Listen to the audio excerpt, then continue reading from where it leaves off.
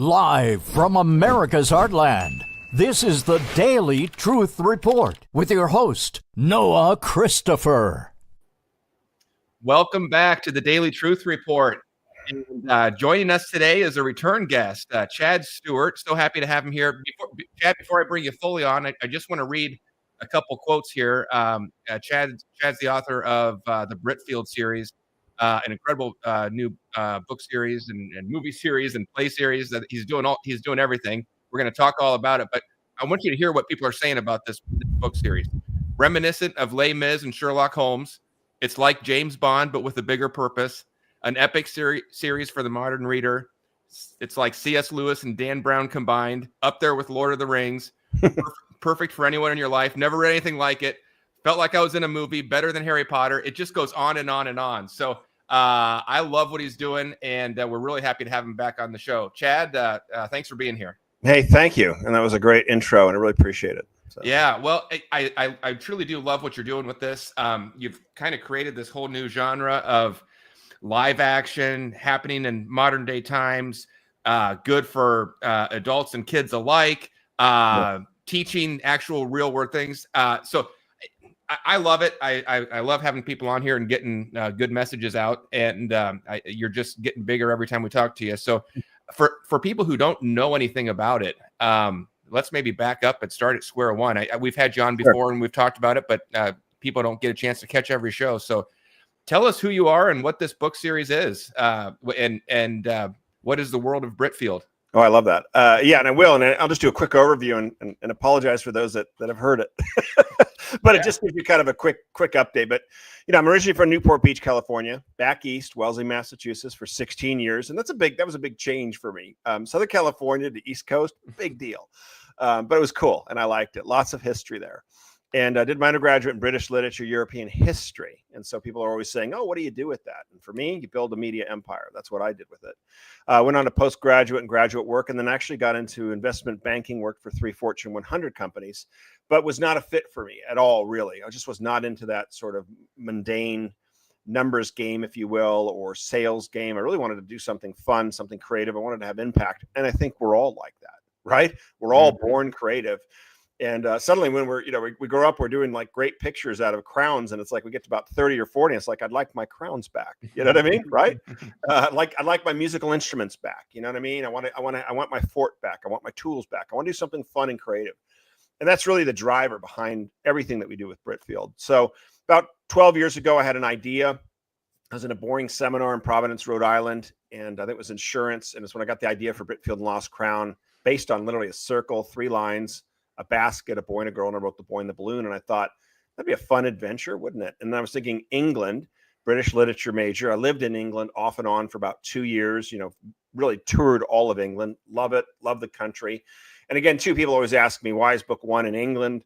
If you were writing Britfield and Lost Crown, it might start in Spain or Australia. You know what I mean? It's like you write about what you know, you write about what you love. And I just thought the British Empire was really a cool place to sort of start this.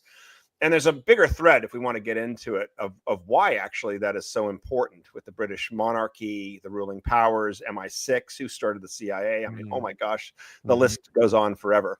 But and what Britain and the Tavistock Institute, what's that, right? And why does that work out of British Empire? And right, I mean, just go on and on and on. But it's like there's a reason for everything that technically, at least that I do.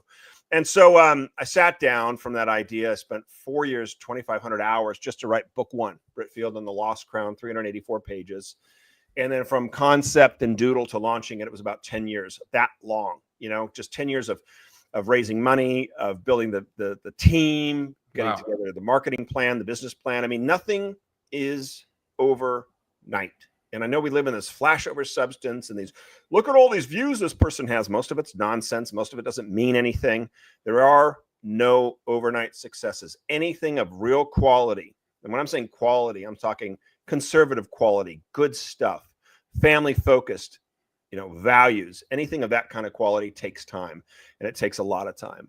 And they always say overnight success takes between 1 to 2 decades. And the difference between a hobby and a profession, truthfully, is about 8,000 to 10,000 hours. And I've got, so far I've got probably 14,000 hours just into the Britfield series. And so we launched it August 2019. And it was fun too. It was always part of my plan to do national tour, book tour for book one.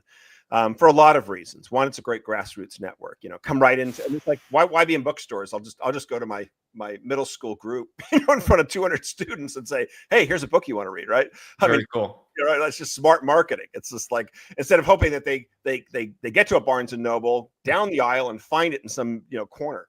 And so, but I also was really interested in just getting out into America more so, and really getting a feel of the landscape and the schools and the towns and the people, right? We hear about it all the time. We read about it all the time. Most of it too are extremely isolated incidences that they need to try to broadcast as if that's how we're all living and that's how we're all thinking, and that's BS. But with that said, so we kicked it off in August 2019. I drove 9,000 miles. I visited 23 states, presented to over 200 schools in front of more than 40 to 50,000 students. 4th through 8th, usually, and big auditoriums at 300 to 400. I mean, can you imagine? Wow. It's like what? But it was fun. We really had it fine tuned, and it was a great presentation. And it wasn't just about the book. I wasn't there just to be promoting Britfield. I was really promoting an idea. And I shared with those 4th and 5th and 6th graders the exact same thing I just shared with your audience. I had this idea 10 years ago, and it took me 10 years of hard work, 8 to 10,000 hours to finally launch this. And so we talk a little bit about the series and stuff, and then we talk about other successes out there, the importance of creativity, bringing creativity back into the classroom, and the importance of storytelling, not just writing. Because I get that. Like, when I'm 12 years old, I mean, writing's the last thing I was thinking about. So what does that have to do with me? But storytelling, that's a whole different ballgame, because everything you do is storytelling. The three most important skill sets in the world right now?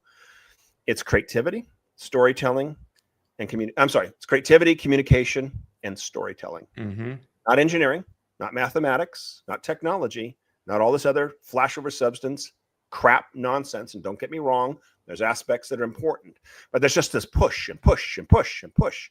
And they've pushed creativity out of the classrooms, and they've done that by design over the last 30 to 40 years. We can get into that if you want. So anyway, and since then, it was fantastic. And it was unfortunate, though, because in March 2020, guess what happened? And there I was, literally, and there I was, like, I was finally at the height of where I wanted to be. I wanted to get to the Midwest. I couldn't wait to drive through Kentucky and Indiana, Ohio. Yeah, Ohio was like a breadbasket of homeschoolers and bookstores, and you know what I mean. And then come back to New England, serendipity. But I was in Memphis, Tennessee, and all of a sudden, all the schools started shutting down, and I literally had to turn around and drive back from Memphis, Tennessee, all the way to San Diego, California. And it's different when I'm driving there, right? I'm driving about 4 hours, and then you come into a town, and I'm doing some presentations, and have a night. I mean, for me, it's like, it's over. How fast can I get back to San Diego? And Texas is no easy state to just cruise through, and there's not a lot to see. But anyway, but we turned it around, and as we always do, you got to adapt and be nimble and be flexible and be smart. And so we turned it into virtual author visits, which were cool. In fact, we even went abroad, and we're doing virtual author visits in Australia for the series and stuff. So, but I think what's great about the book and the book series, and what makes it so unique and impactful, and really this generation's book series, is number one, it takes place in present time, and that's very, very important, because you have a market right now that's saturated 95% with this post-apocalyptic, futuristic, scientific world, and saturated with a lot of nonsense, witchcraft, demigods, superheroes, all that stuff. And on the surface, it seems fine and innocent enough. It isn't, and it's all by design, but it does three things to the kids that are reading these books, or even the adults. It disconnects them from reality, right? Number two, it makes them feel less than they are. If I just had a wand, if I just had magical powers, if I just had a cape, if I could just fly, well, I think every child is amazing. I think every child is born with incredible talents, and every child is born creative, whether you think so or not. It's a gift from God. And so, and number three, they introduce just a lot of nonsense and toxic agendas, right? And this is in literature, this is in television, this is in movies. I mean, pretty much almost everything now is unwatchable. And we're watching the self-destruction of Hollywood. We have been for years. But anyway, so, I mean, what's great about Britfield, it takes place in present time. It's about family, friendship, loyalty, courage, hope. takes place in present time. Book one starts up in Yorkshire, Northern England, and then moves to Oxford, Windsor, London, and finally down to Canterbury. We can talk about that again. Everything for reasons, everything by design. And as children are reading, as adults are reading it, they're learning about geography, art, architecture, culture, and history. And we hit the 4 C's: creativity, critical thinking, communication, and collaboration in every single book. And so we call it stealth education. And so as children are reading this book series, they're actually learning how to think again, if you can imagine, right? Because the characters, Tom and Sarah, are constantly faced with problems. And in order to overcome those problems, they discuss them. They think about it. They have to take risks. Sometimes they make the right decisions. Sometimes they make the wrong decisions and learn from it. It's like, well, we definitely won't do that again, or we can't trust that person. But it's just a typical type of stuff that we all go through life. But unfortunately, what you have with the literary market right now is, well, if you're in a problem, you wave a wand. Or what's that spell to get us out of this? And again, what does that do? What is it teaching your kids? Absolutely nothing. And those things are not healthy to have on the bookshelves or in the classroom. And well, Chad, you're exactly right. We just went to the movie theater to see Moana 2, the new Disney movie. And, nice, it was fair enough. Yes. What is that symbol that they put throughout that whole thing? Yeah. Where have I seen that symbol that stuck right in my face? No joke. We'll just leave it there. But yeah. But I guess it was an entertaining movie, but everything you're saying is true. You got the demigod fighting the god with the girl who has the superpower and can control the ocean. And these are the movies that, this is what we put up on a pedestal and we go to see. And so that, and you know what? Guilty as charged, because we took our kids to go see it, and that's fine. Sure. But I love the opportunity. That's why I want to have you on the show, because I love that you're bringing that different option out there into the marketplace. And next time we can take them to go see your movie when it's in theaters. No, amen. And I love what you said, because I'm offering an option, right? You're always going to be fighting good. There's always going to be good versus evil, light versus darkness. There's always going to be crap out there, but we need to start seeing some more quality content. And the reason why the movie's done so well, and again, I hate to see Disney have a success, wasn't because the movie was hands down tremendous, although it's, probably well done and well written. I haven't seen it, won't see it, and it's done tremendously well, on the budget, but there's nothing else to see. So it's like, you want to do something fun with your kids, it's the holiday season and stuff. And exactly. Yeah. And so, but anyway, I'm just going to put this up on the screen here. Let's see. Hang on one second. Get my button here. All right. So, in case anyone was wondering what Chad was referring to, I don't know, what is that? It looks and the Disney signature. Yes, what of are course. The 3 numbers I see in there? Of course, yes, that font that has 3 different 6s in there. Yeah, and what was the club he was a member of, and what level of a certain society was he? And interesting. Well, sometimes I wonder if I just see conspiracies everywhere, but I saw that and I couldn't believe they plastered that all over the movie. But and they love doing that. Yeah, they do. Yeah, but most people don't, and it's not just you. You get to a certain point of climbing down the rabbit hole and doing your own research. Like I've told other people, I've been relearning history for 12 years. And I was actually a history major, right? That was one of my drivers and stuff. And I've been relearning history. But you do get to that point where it sparks, you see it. You know what I mean? And you can't unsee it once you see it. And it is interesting. But anyway, we digress. So, so the book was great, a great success, Britfield Lost Crown. Very excited about the first of a 7-book series. And so planned out from the beginning to be 7 books. Yeah, not necessarily from the beginning. You know what I mean? The first book was really just to do something fun and creative. By the time I was done, I'm like, I've got a series here.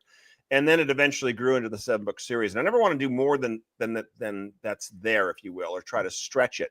But 7 really is perfect. And what's great about it is Tom and Sarah are 12 years old in book 1.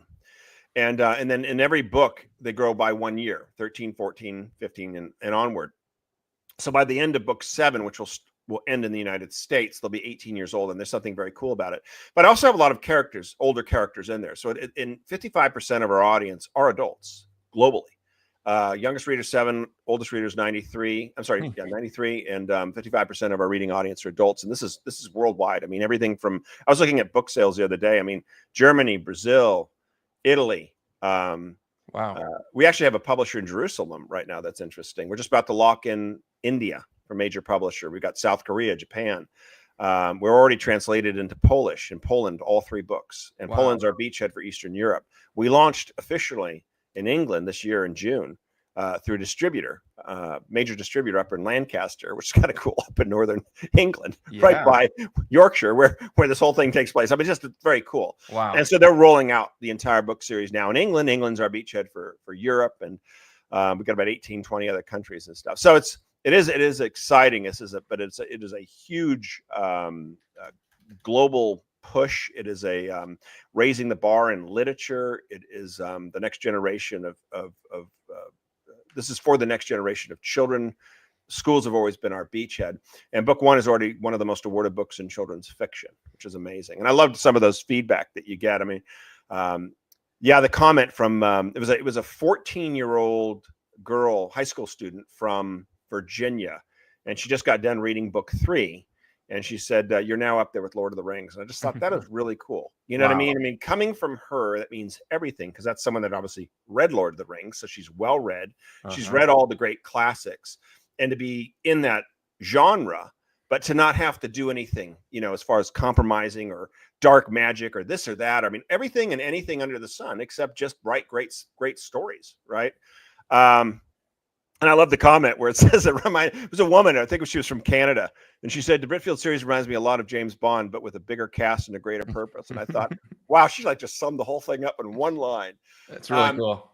Yeah, but real quick, book 2 takes place in France, which is cool. It's Britfield and the Rise of the Lion. Thomas, they're now 13 years old. That's 474 pages.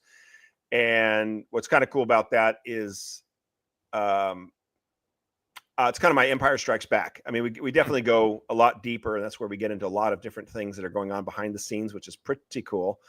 And then book 3 is Britfield and the, actually, if you're on the website, if you want to go to that. Sure. Yeah, Britfield and the, this is fun. I love book 3. If you can click on it at the top, Britfield and the Return to the Prince. And it's really cool for anyone that's been kind of following the series.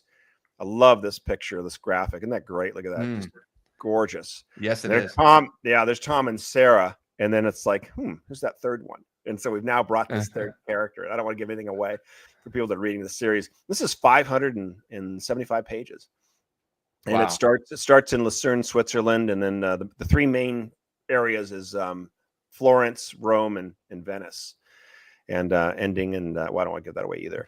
And so, and they're now 14 years old. And what I love about the cover for book 3 is that it's like, book 1's fun with the balloon. You can see it behind me, you know what I mean? And Tom hanging on by a rope. And it's like, who wouldn't be attracted to that? And book 2, where they're, hanging off the Eiffel Tower in France, it's kind of cool. And I always try to use objects that are symbolic to that book so people can be drawn into it, if you will, or know where it's going to be taking place. But you look at this one and it's just like, it doesn't have any of that, but there is something so haunting about it, right? It's just like, all they're doing is standing out in front of this gate, right? And that's actually St. Peter's Basilica behind it.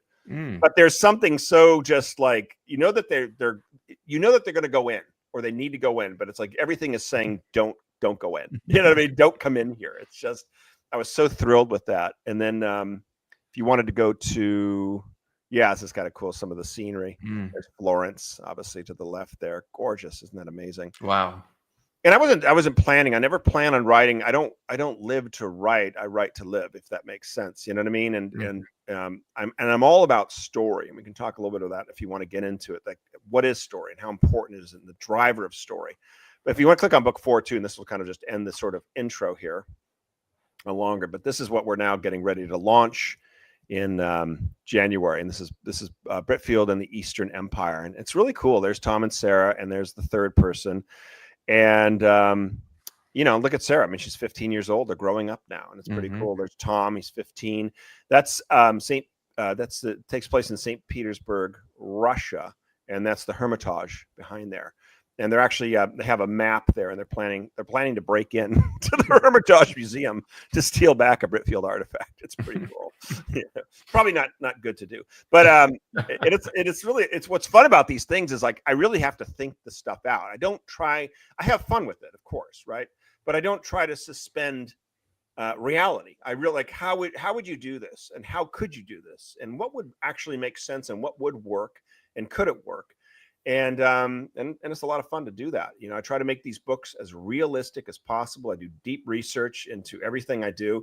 Book 4 is kind of cool because it's the next level in the Britfield series. It's much more sophisticated. Book 4, believe it or not, came in at 437 pages, under book 2. And I introduce 11 different countries. It starts in Vienna, Austria, and ends in Moscow, Russia.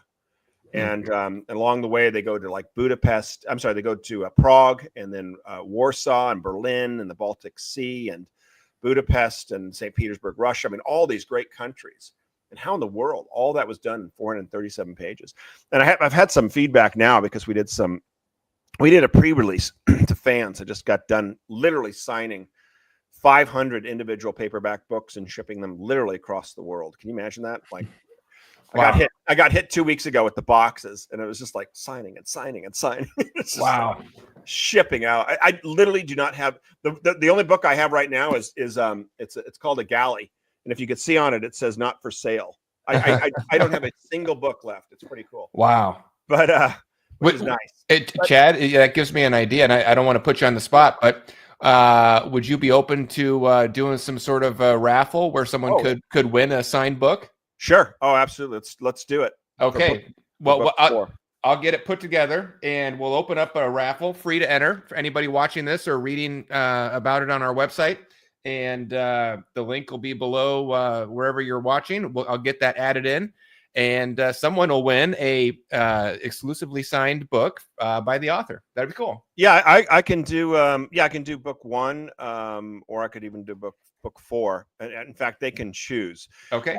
What's going to be great though is anyone that's pre-ordering the book right now on the website, they'll get it probably by the end of December, even before it launches, because we got another load of books coming in. So anyway, but yeah, so like you could do a raffle for the for any book they want, or we can do it for book 1 or something like that. Oh, so very cool. Okay, yeah, that's what we'll do. We'll open it up. You'll get to choose if you want book 1 or book 4, and it'll be a very special. Yeah, book 1, 2, or 3, or 4. I mean, if you're new to the series, yeah, I'm more than happy to sign book 1, and if you're familiar with the series but don't have book 3 or 4, I'm happy to do that too. So, and I've got a question in the chat here. I think we can answer it by this page here, but someone was asking, are they available in audiobook or other formats? Yeah, so book 1 is done in hardcover, softcover, ebook, of course, and then audiobook. And the audiobook is amazing. It's actually an award-winning Mom's Choice Gold Medal award-winning audiobook, done by award-winning British voice talent, Ian Russell. And he does all the voices, and he's done an amazing job. I think it's like 11 and a half hours. Wow. Through the whole thing, and it's really cool. So, well, I was thinking if anybody, a lot of people travel for the holidays, or if you got a road trip coming up, I mean, how great would it be to throw this on in the car and just listen to it as a family? Oh, it's great. I've had a lot of parents that have done that, and then like they'll get to their destination, and the kids are like, no. I love that they're so into the story. It's just like, and we will eventually do book 2 and 3 and 4. Part of it is we're in negotiations right now to sell the global audio rights, if you can imagine, and also the global ebook rights. And so it's like, because it's expensive to do it in an audio, but I appreciate the audio. A lot of people love the audio, and I get that, whether they're walking or running or just hanging out or doing whatever they're doing. It's a cool way. I did a lot of that when I was younger, in some of the classics that I just didn't have time to read, if you will. Right. Yeah. Yeah. So, but anyway, so that's book 4, and we can talk about that too. I'm very excited about that. I think it's what's interesting about it, and some of the feedback I got. One line that said, what did it say? I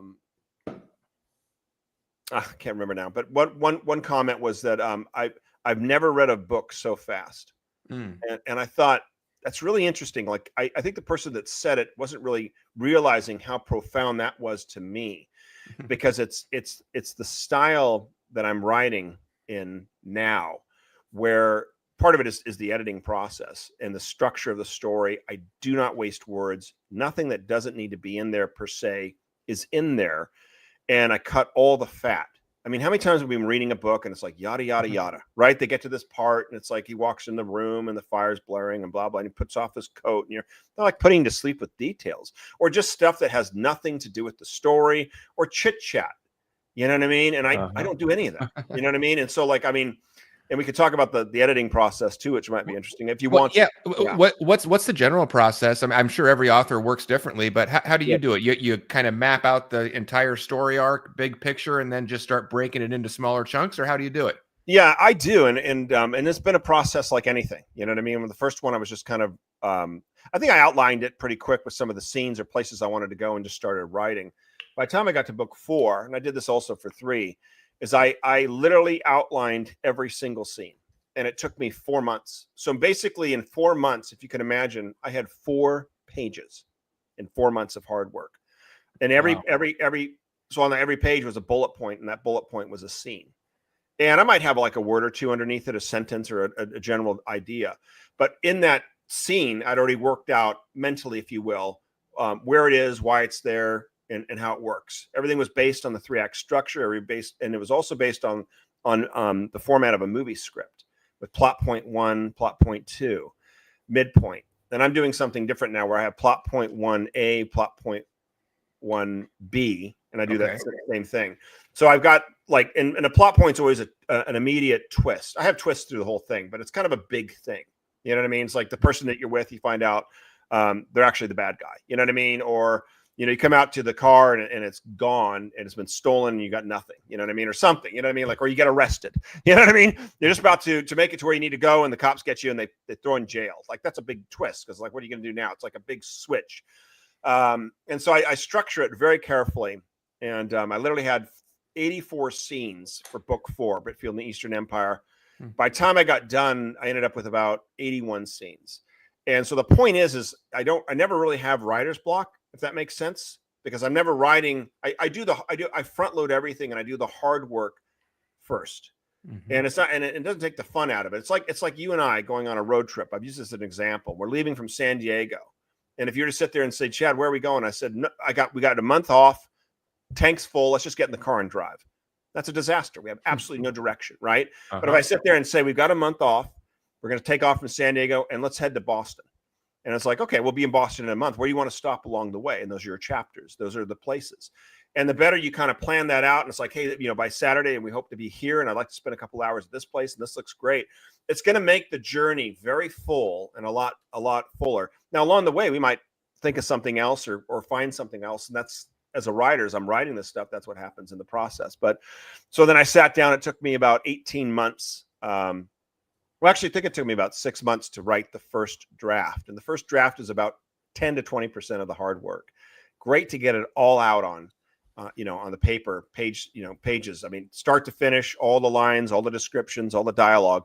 And then it's the editing process, and it's editing and editing and editing. And I start at the beginning, and I come all the way through. That takes about 3 to 4 weeks, and I'll take a break, come back. I come all the way through, and then I get to the paper edit. And the paper edit is very different from the visual edit or the computer edit. Things just read differently and sound differently. Yep. And so I only will print 2 pages, maybe 3 pages at a time. I'll sit down, highlighter, a pen, and I'm reading it, manuscript form, as a story. Is there anything I don't like? Anything that doesn't need to be there? Anything that doesn't make sense? Am I being redundant? Am I saying the same thing twice? And I just tightening and tightening and tightening and tightening and tightening to the last draft. And then the last draft, I try to get rid of 1 sentence per page. What absolutely can I get rid of? What doesn't have to be there? And all I'm doing is it's all story, if that makes sense. Wow. Every dialogue, it's all story. There's no fluff. There's nothing else.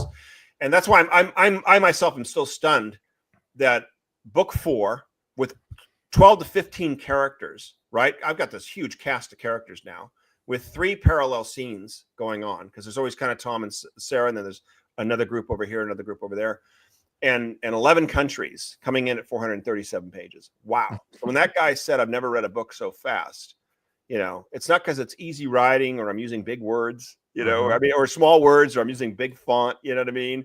Or simple sentences. Not at all. I mean, my vocabulary is vast. I mean, I'm on page like 350, and I'm like trying to look for a new word. And I'm like, have I used that word yet? And I'll do a quick word search, and I'm like, oh, I did, but I used it on page 30.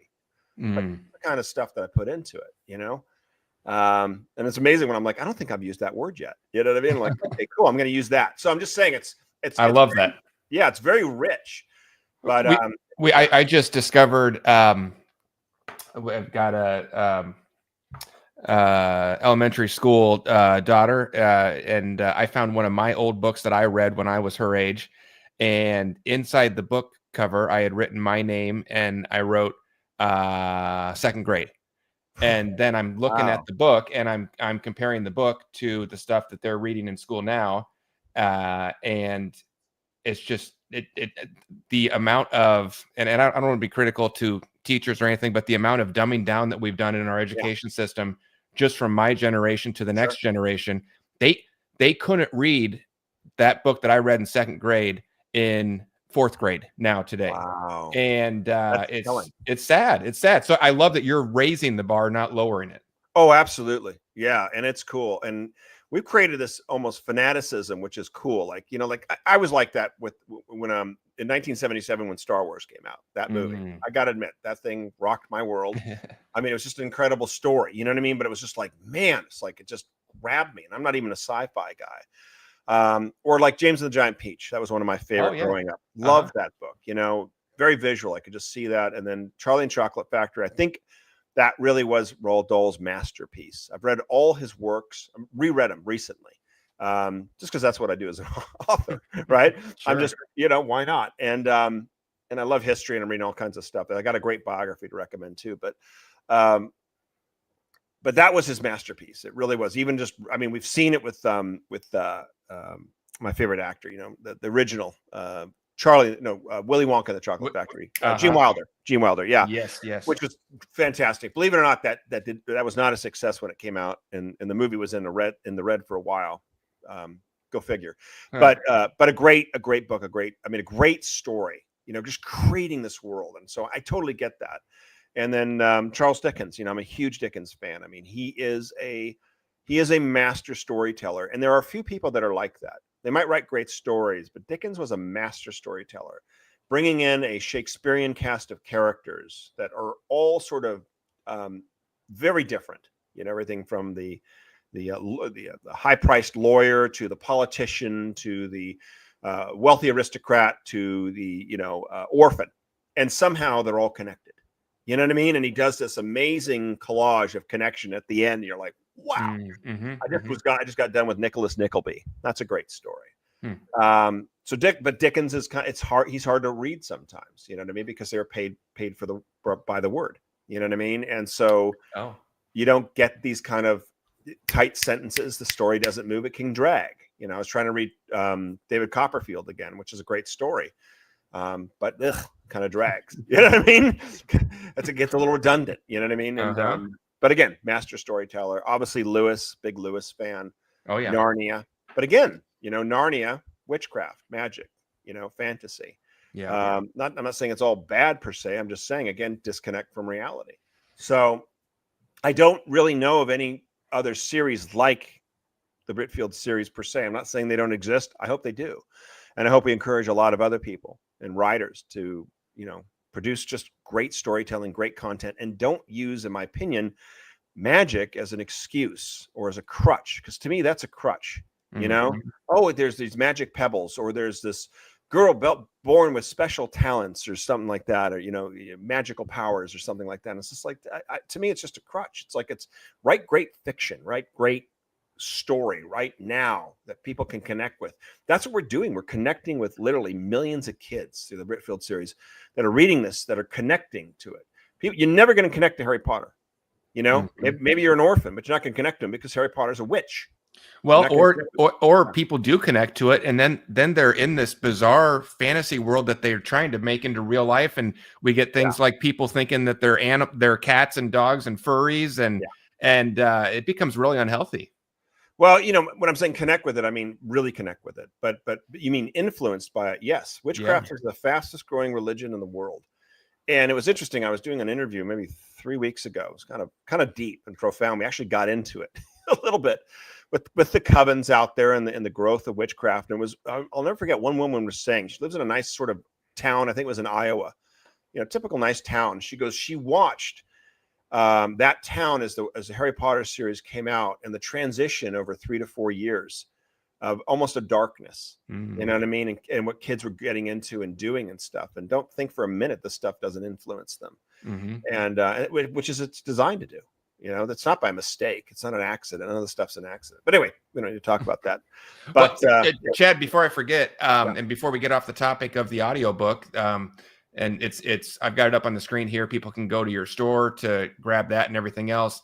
I know sometimes it's easier for people to just get stuff on Amazon, so I'll put those links down below too. But one other option, and this is, I just really love that you did this. You sent me this file and you said, hey, if you're willing to post it, please post this on any of your channels. So we did. And let me share this screen here. You put together this, I'll let you tell the story, but it's an audio play with actual 12 and 13-year-old actors doing the audio play with voiceover, basically. And so for another option, if people want to listen to a play version of this, I think we called it a radio broadcast. They can go to my YouTube channel. That's if you're watching this right now, Daily Truth Report. I've also put it on Rumble, if that's easier for people. You can see that right here. But really cool that you're just putting this out there for free. Maybe you can tell the story of what exactly this is, how it came to be, because I just think it's cool all around, the people that you got involved to do it, and then everyone else that can listen to it. Yeah, I was really thrilled. And so about 2.5 years ago, it's always been about the movies for Brickfield. I come from that industry. I was a script writer before I was a novelist. And it's always been about film. And that's just my passion, right? And the visual aspect of it. But about 2.5 years ago, someone recommended, said, hey, do you ever think of turning it into a theater play? And again, a theater play specifically for, if you will, middle school and even high school. And again, too, another market that's just saturated with either musicals, and there's nothing wrong with musicals, but in a musical, you're alienating 90% of the kids that just want to be in acting, right? I mean, theater's great. I grew up with some theater, and believe me, I was terrified to be in front of an audience, terrified, but got over it through theater, and especially through improv. It's like, man, you go through a couple months of improv and it's just like, man, it just doesn't matter anymore. It's like, whose line is it anyway? Right. Yeah. Right. Situation comedy. Right. But it's just a great experience, especially 11, 12-year-olds. You're working on a play, you're working on a story, you're working with others, you're working with different ages, right? You're not just working with all 12-year-olds, you're working with all these different dynamics, all these different groups, the professionalism of it, showing up, rehearsing, performing it, all of it. And so I'm really just was excited about theater. And so I spent 18 months taking this 384-page book and turning it into a 90-minute 2-act play. Wow. And we launched it about 18 months ago over 4 nights at this wonderful middle school up in Mission Viejo, to great success. And there it is. Yeah, that's our group. That's Michelle Shoemaker on the far right, with the long hair under the television. And she was very instrumental in helping me do this and put this together. What do I know about plays, right? The first thing she told me, she goes, you cannot have more than 50 to 60 lines for your main actors. And again, like, would I ever think about that, right? But at that age group, right, they can't memorize. I mean, it's like, they can only memorize so much and stuff. Wow. And it's different from a film because it's like, cut, you know what I mean? It's you memorize all you want. Wow. And so, so that's 30 actors. And so it has speaking roles for over 30 actors. It has 28 sound effects, 54 digital slides that you can project on the back of the screen to create this landscape of England, starting in Yorkshire and then Oxford and Windsor, London, and finally down to Canterbury. We even have a balloon that's on rollers with the basket. It's just so cool. And it just became this huge, if you will, undertaking. And so about 3 months ago, we've been wanting to partner with a group called We the Kids. And they're a nonprofit, and they're really about bringing history, specifically American history, back to kids and getting them involved. And they just have done some really great stuff. They've got a radio broadcast that they do out of Philadelphia on a major station. And I said, yeah, let's partner together and let's sponsor something. And then I thought, well, why don't we do a radio broadcast of the Britfield and Lost Crown play. And so I hired Michelle to do it. And she's at a different school. And she goes, you know what? This is great. She goes, I'm going to turn it into a class, and I'll get some of the theater actors, to participate. We had 17 different actors that were participating in the radio broadcast, and I'll teach them radio broadcasting. Wow. And it's very different. If you can imagine, with theater, it's all, there's voice fluctuation, all of that. The lines are important, but it's very visual. I come out, I'm dressed, there's scenery, I'm wearing a certain amount of clothes. Radio's all voice. And so it really helps you fine tune your voice, your broadcasting, your emotional range. And plus, with that said, you're not worried about any of that anymore. You're just into the moment, into the scene. And so it was really cool. But it's funny. So about a week into it, she's like, we got a problem, because I sent her the play thinking, just do the play, and she goes, you can't do the play as a radio broadcast, because obviously it's like I'm describing the staging, but I'm not narrating the staging. Does that make sense? And so I literally had to stop what I was doing. I spent, and I'm busy, right? And I spent 4 days taking the play and turning it into a radio broadcast, literally having to transform the entire thing into a radio broadcast. And it was interesting too, because our movie script, this is a final draft of the Britfield movie script, which is pretty cool, was done. And so I actually was going back to the movie script and bringing in a little bit of the newer dialogue, if you will, a little bit of tighter stuff and stuff. So anyway, long story short, we did it. It was over 6 hours at her school on a Saturday. And these are the kids that are coming in on a Saturday, right? And I brought my friend Noah up there, also Noah. And he worked for Salem Media Group, for 25 years. Okay. Yeah. And so he was up there, and God bless him, because it's like, he had his little headphones on. We had the mic, we had the whole little thing with the foam, and we had the software, and we were just recording it. The thing is like, we record it, and if they make a mistake, they go edit, and then they'll start again. You know what I mean? Yep. And so we were there for like 6 hours, and then he had the content for 10 days, and I was editing it. And it's funny too, because even I laughed a couple times, because some of the lines are funny, and that little bit of a laugh in the background, Noah would have to say, stop, redo it, or any movement in the chairs. And so with the 17 actors, what you had is like, we couldn't have more than like 3 or 4 in there, because everyone moves or they scratch something, and man, that mic picks it up. And so it was quite an experience, and I'm really excited about it. I'm excited that it's out there. I think it's fun to listen to. You can listen to the whole story. We do have some sound effects in there that we run through it and stuff. It's great to listen to it. And you could just be sharing it with the family over Christmas. We have some other platforms that are going to be broadcasting it. It'll be broadcast in Spain, in Britain, and in Australia. So it's pretty cool. Yeah. So I love it. So that's, if anybody wants to listen to that, you can get the audio of the book. That's different. That we talked about that earlier. You can get that on Chad's website. And what is that? It's just Britfield.com. Or if you want to listen to this, you can stream it for free from YouTube or Rumble. Just find our channel and search for Britfield, and it'll come right up. So that's another good one. If you're got a car ride or something, just pop it in the car and listen to it as a family. So that's cool. All right. So you got the books, you got the plays. And then I think, Chad, also, let me share this. So you did your own radio broadcast, but I think you also have the ability. I love getting the idea that we can help get this out there to more places, more schools. Sure. So I think you also have this package on your website where if a school wants to bring this in either as a class or as a production, you kind of give them the whole packet, right?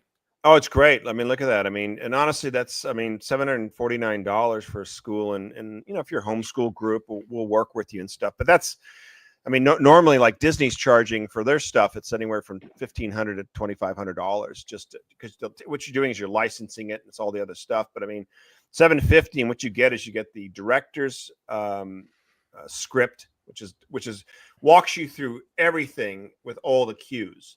And then you have the actor's script, and then you actually have the director's notes. I spent a ton of time on the director's notes, walking you through every single scene and how to stage it, how to set it up, what costumes are needed, sound effects, lighting, all of it. Now, look, as a director, as a creative, you don't have to follow that. You know what I mean? Do what you want. But with that said, we walk you through every single scene and what's needed, and everything from props. You're going to need 2 chairs and a table, to, whatever. And so it's extremely detailed and well mapped out. I think and then we have 28 sound effects, 54 digital slides. We include paperback books, Britfield Lost Ground. So your students can actually read the story. You know what I mean? The play's different. I mean, the play's the story, but it's like a refined thing of it. So it's great. I mean, they can actually be reading Britfield Lost Crown paperback book over the weekends or something, kind of getting prepped for it. They have the whole big picture of the story, and then they have the script. And it really is, it's complete turnkey. It's designed that you can order it now and download everything, and you could be casting it tomorrow, literally. That's really cool. Yeah. And it's a lot of fun. And what's neat about the play too, is it's designed, and look, we did this thing in a black box theater, meaning it's a very tight, small theater, about 240 seats. And Michelle's like, that's all we've got. And I said, look, if we can pull it off in your black box theater, then we can pull it off anywhere, because it's great. It would be great in a normal auditorium. You know what I mean? And a lot of schools don't necessarily have a theater, but they have their cafeteria with their big stage, right? And that's where they do the productions. Yep. 1,000 times better there, but you can put this thing on anywhere. And what's great is it's designed that the scene, you never stop the story. In some plays, it's like, the lights go down and then they're moving stuff and then they're getting the next thing done. Mm-hmm. We don't do that. You know what I mean? You have your main scene there, and then as that scene ends and the lights go out there, lights come up on the right side, and there's another scene happening there. And then that comes up, and then this is reset, and then there's the next scene there. And that lights come down, and then this is happening here, or right in front of the stage, or along the aisle. Thomas, they're walking up as they're headed somewhere. And the fourth wall is never broken, but we use the entire stage, and it is so cool. You just feel like you're there. And that even blew my mind. I heard them talking, you know what I mean? Because that's part of the lines and the dialogue, and they walk right by you, and you're watching the actors as they head up to like London or something. So it's just great. You know what I mean? Wow. It's like, it is really cool. So, all right, that's amazing. So you got the books, you got the audio versions, you've got the radio broadcast, you've got the plays. It's just a shame you can't be a little more productive in life, Chad. I mean, maybe... I'm such a slacker. Yeah, such a slacker. Well, and so we haven't talked about the last one yet, which is the movies. So yeah, I think, when is the first movie coming out? It's soon, right? No, it's projected to launch, if all goes well, in November 2026. Oh, okay. All right. We just came out in November 2024. The script is completely finished, and that is, it's funny too, because that is very, very important. Sometimes scripts can take 3 years. You know what I mean? Ours took about 15 months, and it went through 3 or 4 revisions and rewrites. And just as a matter of fact, about a month ago, everything was wrapped in January of this year. We did a read through with 12 actors in March, so 6 adults and 6 children actors, all day, in this big boardroom, and recorded it. The producer was there, myself was there. We're kind of sitting in the back, and we're just reading through it. We're listening to it, stopping it, at certain sections, getting feedback, taking breaks, and then refining it from there. And then, so technically it was done. And then in November of this year, I wanted to return to it one more time, right? 6 months distance, just read through the script again. And what I thought would take me 4 days took me 9 days. And I went from 148 pages to 147 pages. That's how tight the story is. Wow. Meaning it's like I didn't lose 10 pages or something.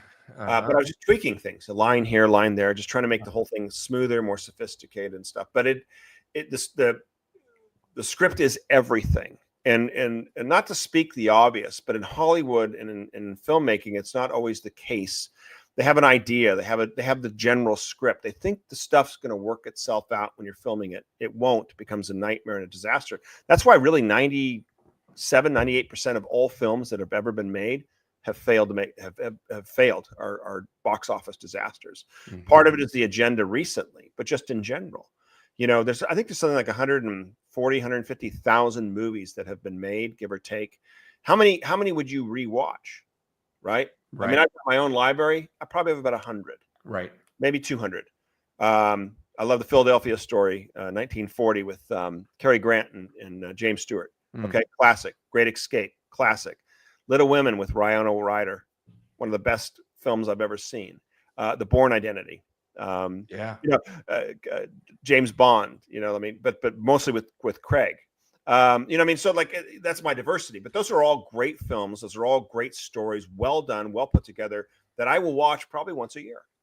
You know, most of the stuff is unwatchable. It's crap. It's just, and so I say all of that to say that it's like you're going to spend $50 million to build your house. How fine tuned would you want those architectural plans? Right.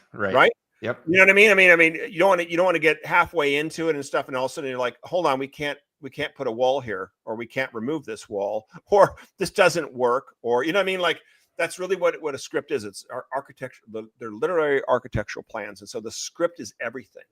And the only thing that's going to happen while you're filming is that a scene becomes better, or the actors are into the characters, and the dialogue isn't spot on, which is fine. You know, the improv a little bit, or they don't say the dialogue and they just have a look and they hold it, and you're like, oh, that's so much better than what I wrote. But the story is so tight. Every single scene that needs to be there is there. Again, it's different because it's based on the book, which is already successful, if that makes sense. So it's not like I'm just writing a story or a movie script. But what do you show? What don't you show? What do you put in? What don't you put in? It'll be 2 hours and 10 minutes, maybe 2 hours and 15 as a total running length, which is no problem. I don't think that's a big deal. And it's going to be like nothing you've ever seen. And and I mean that. We've had a hard time. Like, what would we compare the Britfield and Lost Crown live action movie, not animation, live action? What would I compare this to? I mean, National Treasure, a little bit, but not really. Right. But as far as sort of, you know, taking place and things that are going behind the scenes, fun, successful. Night at the Museum, you know, because it's kind of a family movie and stuff, but, you know, we don't have dinosaurs that are coming alive. You know, we're not using all that animation. Raiders of the Lost Ark, because that's kind of a fast-paced action adventure and stuff. Yeah, that's cool, but we're not based it in 1938, 1939, right? And so, I mean, this is present time England, and I just don't know of any other movies like it. And I do think that we will break box office records. I think you're going to see something hit Hollywood that they never saw coming, and part of it, that's a whole different story, but. You know, but anyway, so I'm really excited about it. And let me just kind of say this too. What's so cool about the script is, and once you start reading the story, you'll love the story. You know, it starts up in Yorkshire and stuff, but it's at this orphanage, whether in the orphanage, but the story is not about an orphanage. It's about getting out of the orphanage, and as fast as you can get out of the orphanage. But you have this whole sort of inner working of the orphanage, and we come into it, and within like 1 minute, you know, or 2 minutes, we're at the workshop. Tom gets in trouble. He's taken out inside. It's December. Freezing cold. It's northern England.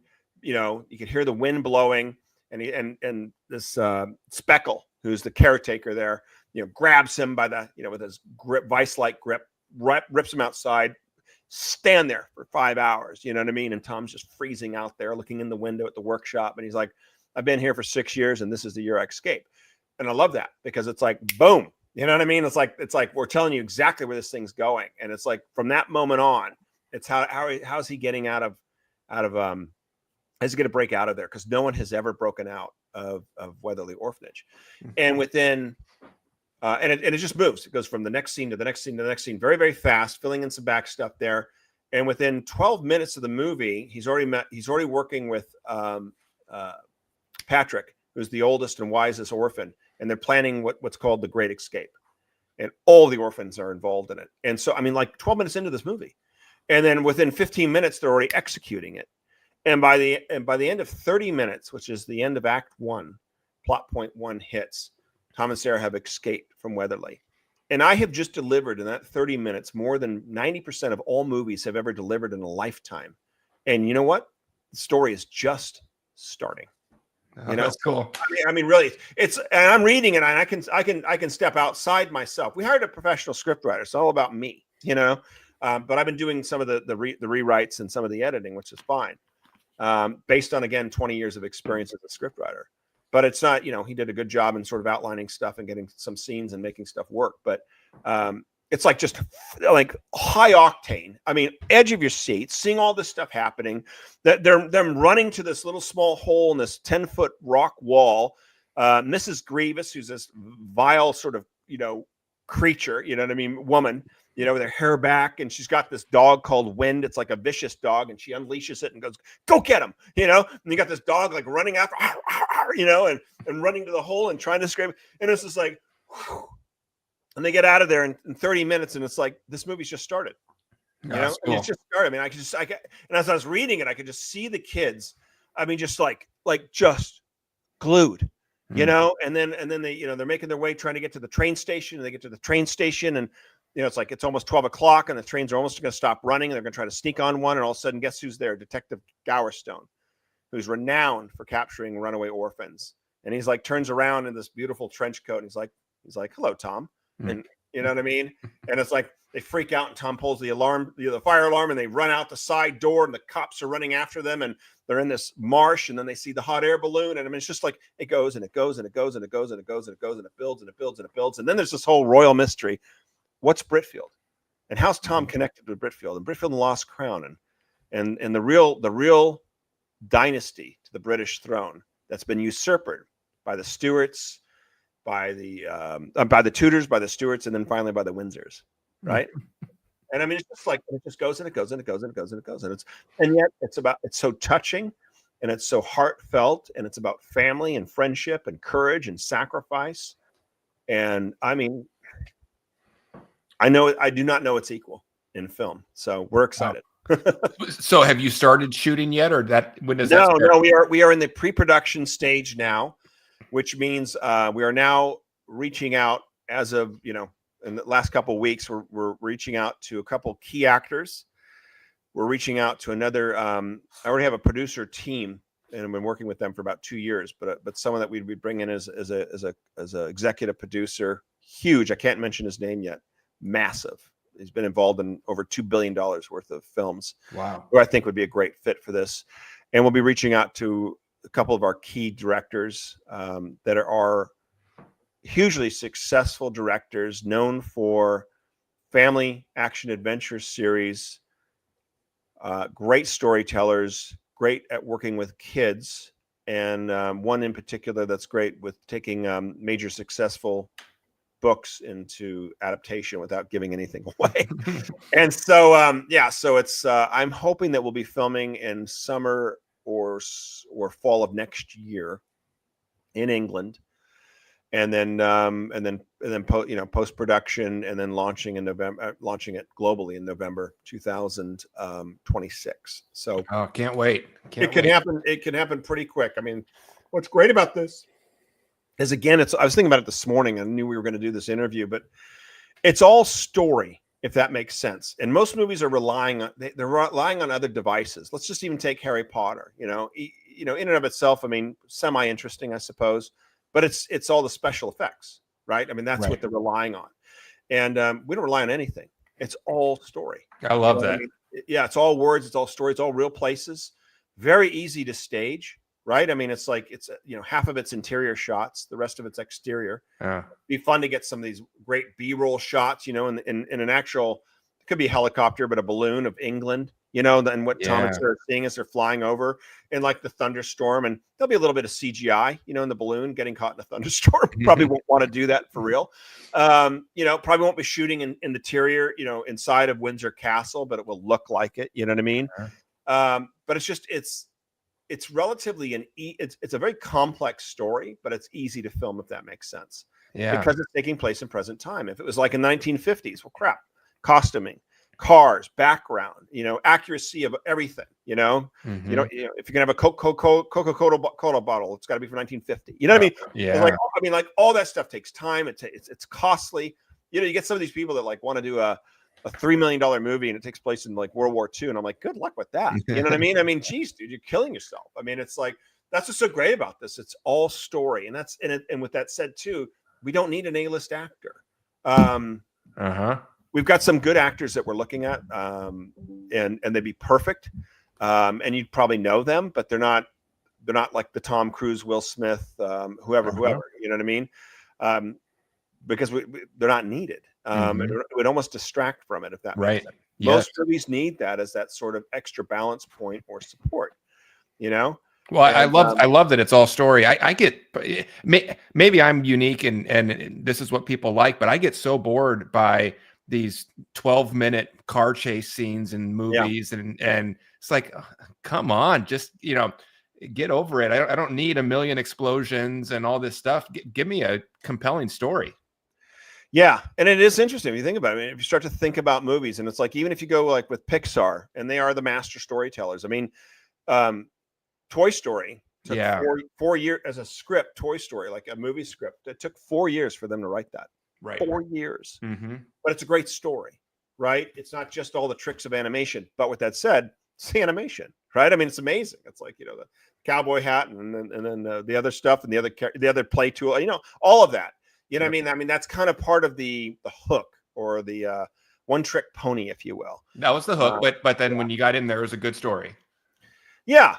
But with that said, I mean, they are master storytellers. I mean, they follow the 3-act structure. It makes sense. It's got a beginning, a middle, and an end, and it's compelling, and there's plot points, and they follow that. But at the end of the day, it's animation, and animation is part of that. Or anything that you're practically seeing now, it's all the sci-fi, it's special effects. I mean, the Avengers, are you kidding me? I don't think there's anything. Do the actors even show up anymore? You know what I mean? Like, it's all CGI. It's all green screen CGI. I mean, it's just, and it's not much of a story, but 1,000 special effects. And that's boring to me. I don't know. Maybe people, I guess they keep making them because people keep going to them. But I'd rather have an actual story that is compelling. Yeah, and that's what's great about the series, the Bitfield series, and especially book 1. You know what I mean? It's just it's fast paced, it's interesting, it's intriguing, it's just a great story that unfolds and unfolds, and just when you think you know where it's going, you don't.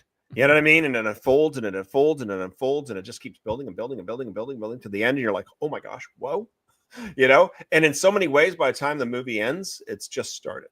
Mm-hmm. The story's just started. It's just that's cool. So yeah. Did I see? I think an email from you, or not you, but from your email list. Are you taking on investors in this movie? No, it's actually we launched our second capital raise for the Britfield series, for the Britfield Dynasty, and that's separate. It's separate, but it is included in some ways. And it's for this. It includes the 7-book series. It includes all merchandise and 5% royalties of the first movie. And so we've just launched it, the second campaign this year, probably June of this year, trying to raise 10 million. Wow. And that's just on this side. It's not the film. Film's totally separate. Okay. But does include aspects of the film. And what's kind of cool is it's like we're running a special right now. Not a special, but for any particular investors, anywhere from 100,000 to $1 million to all the way up, by the end of December 31st, that if they want to invest now into C shares and actually be a part of the Britfield family, which, hello? Wow. I had an investment banker last year say to me that he thinks we could be bigger than Star Wars. And I know that sounds boastful and it sounds big, and I didn't say it, but there are aspects, if you think about it, that damn right we could be. Wow. Because again, and Star Wars is a $68 billion franchise. So to me, it's just a smart investment. I mean, if you actually want to be a part of the change that's happening, that's needed in society, we're doing it right now. We're already in thousands of schools across the nation. We've got amazing plans that we can talk about in a minute. What's ahead for us and what are our next steps. But what we're doing for some of the people that come in right now, it's like you can go behind the scenes of the filming of the movie. In some aspects, you can actually have a walk-on part in the film. How cool would that be? Wow. Meet the director. I mean, have lunch or dinner with the director and some of the actors. Get a signed. I thought this was kind of cool. Get a signed script of Britfield Lost Crown. Oh, absolutely. And I know my friend who's actually the producer, Mark Joseph, of Reagan, the movie with Dennis Quaid. He actually he worked for Walden Media for 5 years, and I think he has like the first or second script of The Lion, the Witch, and the Wardrobe, like the original script. And it's kind of funny too, because there's profanity words in the first one. Oh. If you can imagine. Wow. Typical Hollywood, right? It's like, oh, let's put profanity words. Yeah. And so it kind of makes it a collector's item. But wow. Yeah, so it's pretty cool. So we just launched that campaign over the last week. Wow. And it's pretty cool. So let's see. But I mean, if I had the wherewithal or the capital, and I wanted to get behind a great project, that was literally having influence, not just nationally, but globally, and specifically in education and children and literature and film and media. Um, what a great way to do it. And it's like a legacy investment too, because you can leave it to your children and grandchildren. And I know for a fact that we'll be putting a lot of kids through college through the other investors, the Britfield series. So yeah, I mean, imagine, there's never been an opportunity. And I make very clear, I'm not involved in this. I don't get a cut of investments. I just thought it was cool. So I'm not trying to pitch anybody on anything, but I mean, no one ever had a chance to invest in Star Wars or to invest in Dr. Seuss or to invest in any of this stuff. And you can actually invest and be part of it. And that's cool. That's neat. I'm glad you're doing that. Yeah, we're excited. And so that's an offer that's out there. So if anyone is watching and that's interested, just contact us through the Britfield.com website and stuff. So yeah, great question. Yeah, go ahead. The best place to contact you or find your stuff is just at Britfield.com. And then you've got, of course, all the contact us info there and the store and the books and everything else. Wow. So you've got your hands full. Yes. You're doing the movie coming out 2026. Hopefully, that's obviously going to take a lot of time. But are you also? So book 4 has just came out in book form. Is 5, 6, and 7 have to follow that? Are you working on book 5 at the same time you're working on movie 1? No, I'm pretty worn out and beat. I'll be honest. It's funny. Book 4 really took it out of me. Like here's book 3, written within the same time frame as book 4, and book 3 is 575 pages. But man, I tell you, and I just think it was the focus on just making it better than anything I've ever written. I spent 3 weeks just on the character development for each actor, and it's not actor, but each character, doing a little bio on all of them. And again, too, I pretty much know Tom, right? But here I am coming into book 4, and Tom's 15, and I'm like, all right, let's just do a background again. Strengths and weaknesses. What does he fear the most? Is there a secret that Tom's keeping? Asking myself these questions and really trying to go deep and writing little bios on them and trying to bring that into the story. So we launch officially book 4 in January 15th of next year, which will be great. So I'm excited. I feel that book 4 is it's the next level, at least for me. It's the next level in literature, and just the way that it's the maturity of it, the intellectual aspect of it, everything about it is amazing. How do you stuff 11 countries into 437 pages, and compromise nothing? You know what I mean? I'm coming into Budapest or something, and I'm describing a little bit of background and history and some of the architecture, and then getting into the story. And we come into Prague, and then we go to Warsaw and Berlin and Baltic Ocean, and it's like I got all these threaded in, layers and characters and subplots and twists and turns. And wow, I had a woman that just read book 4, and she contacted me. She's a friend. And she was reading one scene towards the end in Moscow between Oliver, I don't want to give anything away, and his mother. And it was so moving that she goes, I was in tears. And it is a moving scene.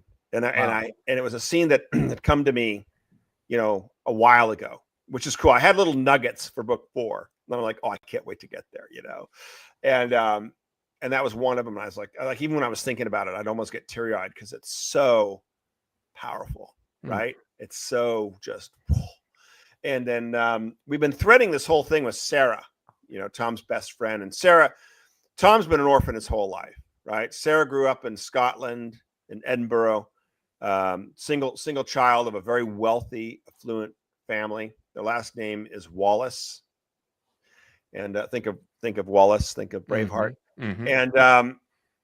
and she was educated at like the best prep school in Scotland, and she speaks 4 languages, and just very, and then all of a sudden, like, her parents are killed in an automobile accident. And so she's been at Weatherly for 2 years. So she's sort of newer to this, world of the orphanage and all of that, but she's well educated. But we've been playing this little seed of what happened to her parents. And it's always been this thing that's kind of gnawed at her. Like, the official story just didn't make sense.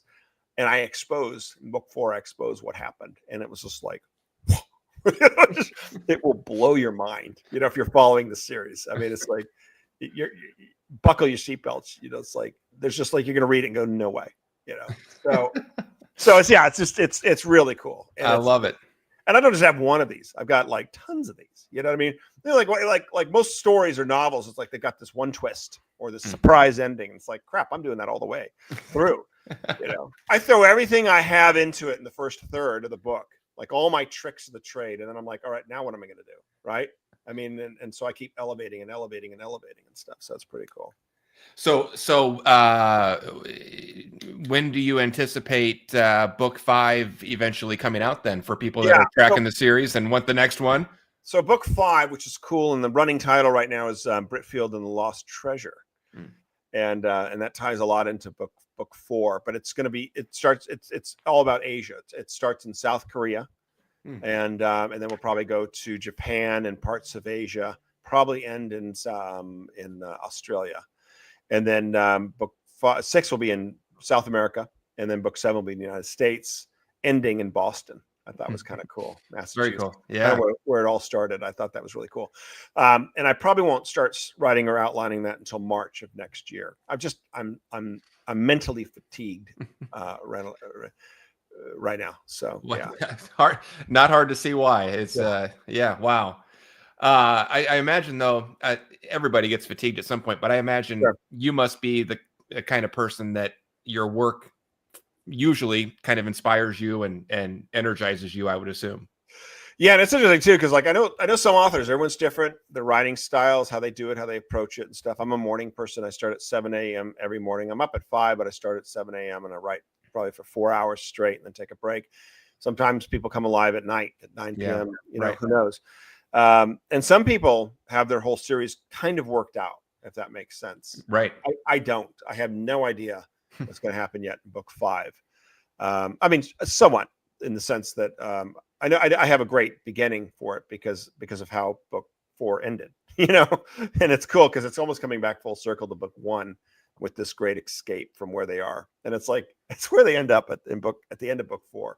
Anyone's following the series, it's like, it's going to blow your mind, but it's so satisfactory, right? Because it's not the typical at the end, everyone gets rescued and blah, blah, blah. It's just like, you're like, what? And yet something that happens between Tom and Sarah is like, straight out of Star Wars. It's so cool. But anyway, but no, I've got that. And but I don't have anything else, and I have no idea for book 6 or book 7, if that makes sense. So, well, it's fascinating to me because I'm definitely not as creative as you. I have bursts of creativity and stuff in the stuff that I do, but for someone like you, or to explain to people who don't have that, you don't know where books 5, 6, and 7 are necessarily going right now. Do you just sit down and inspiration hits you, or is it just some people, like while they're in the shower, they got an idea, or they're out running, the ideas come, or what's your source for inspiration? I think when you start, and you'll procrastinate for a while because once you're in, you're in. You can't, and it's just like anything, not just writing, but anything you do, you're either all in or not. It's everything or nothing. And the more time you put in, the better results you'll have. And so I just start the outline, just what I said. I mean, I start to think about the first scene, and then I figure out the second scene and third scene, and I look at all my characters and I figure out where are they at now, 6 months later, a year later, how am I going to bring them in? And it is, that's why I said 4 months for 82 scenes. And it's like, it doesn't sound like a lot, but if you think about it, it's a lot, because it's like every scene in there has to be there, that bullet point.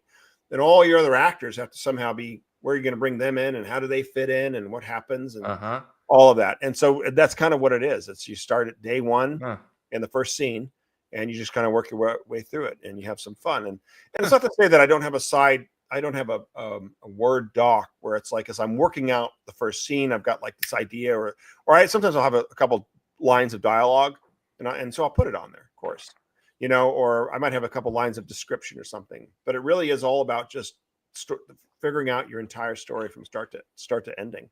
It's a lot easier too, because the point is like, you might be midway into it and you're like, hold on, this doesn't make sense, or I don't want to go down this route. And it's like, well, then you just wasted like, a week of writing, right? And that's what might happen sometimes. Or you hit that writer's block, they say. You get to this point and go, I don't know what happens next. Yeah. Well, I've already worked all that out. So when I start physically writing, and that's when you're sitting down and, you're ready to move. I already know. I already know this scene. I know why the scene's there. I just need to fill it all in. And then I already know the next scene. I don't have to sit there and say, what happens after this? It's like, there it is. There's the next scene. There's the third scene, the fourth scene. And that's kind of how it is. Yeah. Well, it's fascinating to me. Obviously, I'm a writer of a different kind covering the news, and I can do that all day long, but it would just, I imagine I would get that blank Word document open with the cursor flashing at me. And if I tried to write a creative book, I wouldn't know where to start. So it's kudos to you for being able to do this. It's amazing. It's a lot of fun though. We're all born creative. It's not saying everyone's born a creative writer, but we're all born creative, whether it's music or, building a company or anything, painting or anything. But again, it's just like, it's fun. You just have to spend the time, it's thousands and thousands of hours. And I don't say that to discourage someone. I'm just saying it's like there is that, again, back to even the creative aspect. I mean, a good novel or a good painting or a great composition. I mean, rarely, does it come together within a few hours or a day or a week or a month, but it's the process, right? It's fun. I mean, when you're doing what you love to do, is there any place you'd rather be? Right. And how fast does the time go by? You start doing what you're doing at 7, you're like, oh my gosh, it's already 11. Yes. Right. And that's just like, that's where you belong when you're in that zone and it is, it's like, it's hard work as anything is. I mean, writing is no different than anything, but it's fun. You know what I mean? And it's rewarding and it's exciting because even as I'm writing, I'm like, oh my gosh. And you think of something and you're like, whoa. And it's like, that's cool. Or let's do that. And one of my best examples of the process is in book 3, which takes place in Rome. I mean, takes place in Italy, but they're in Rome. And some of the characters, Henry, Kate, and Oliver, are trying to get to Rome to get to Tom and Sarah. And I always wanted to include the Colosseum, of course, right? And I didn't know how I was going to tie it in, but it's Rome, it's the Colosseum, you know what I mean? And so I was trying to get a little bit of that history in there.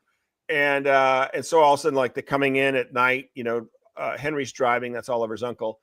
And there's roadblocks and everything. And they're hoping that their fake IDs work. They've got fake passports and stuff. And it doesn't, they have to smash through it. And so I'm trying to get them over to the Colosseum. And that was really all I had. Right. And so finally they park, because cops are everywhere and it's dangerous to be in the car. And then like they see the Colosseum, it's night. So it's locked up, it's fenced in. And I'm like, all right, so what's the next step? And I said, well, they'll try to hide in the Colosseum. And so they got to, break the, snap the chain or pick the lock and they get in there. And then I'm pulling up pictures of the Colosseum. And I'm like, well, where would they go? And I'm like, all right. So they start to go down and they start to go down these steps. And I'm like, well, what's in the bottom there? And it's like, well, there's the arena. And I'm like, but what are those tunnels? And then I'm like, well, let's see. And then I'm pulling up all these pictures of tunnels underneath Rome. Right. And so like really a 1-page scene becomes 7 pages. And and I'm like, where would those tunnels lead? And then how would they finally get out of there? And what if the cops see them go in the tunnel and then they start to chase them in the tunnel? And all this stuff developed out of just the idea that I knew I wanted to do a scene at the Coliseum. And so I'm saying that's the writing. That's the fun of the writing process. I don't know that stuff. I don't know everything. But you discovered along the way and it's pretty cool. So, wow. Our guest today has been Chad Stewart. The World is Britfield. It's eventually a 7-part book series and 7-part movie series with the first movie coming out hopefully in 2026. Chad, it's been fascinating chatting with you again. Thanks for coming back on the show, and we'll for sure do it again soon in the future. Recharge those batteries and keep rolling, man. You're very inspirational. Oh, thank you. And no, it's been great. And thank you so much for giving me this time. It's been fun just to talk about Britfield and writing in the series. And thank you so much for your support. I appreciate it. You bet. Links will be down below for everything. We'll have a link to Chad's website. We'll have Amazon links. We'll have store links. The raffle. Make sure you enter the raffle. Someone will win a signed book by Chad. So that'll be amazing. And enjoy exploring the Britfield world. So Chad, we'll see you next time. Thank you. All right.